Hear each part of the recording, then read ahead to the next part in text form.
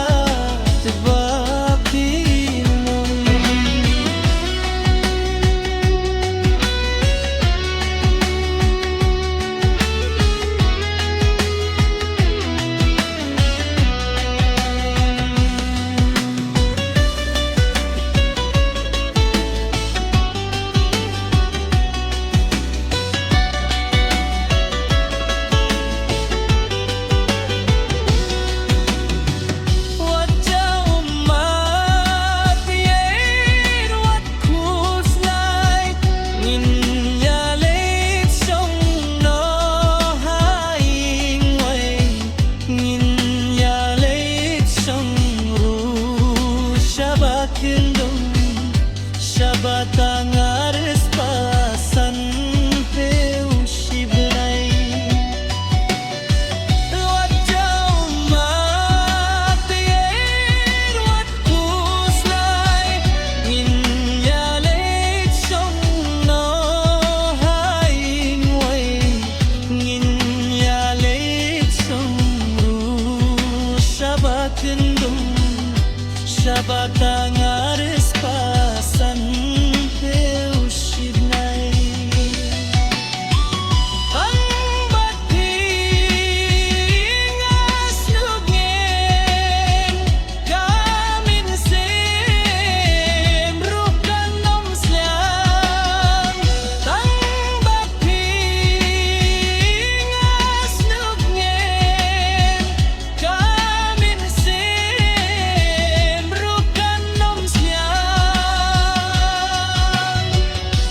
Katang bat phi ko baye di tangka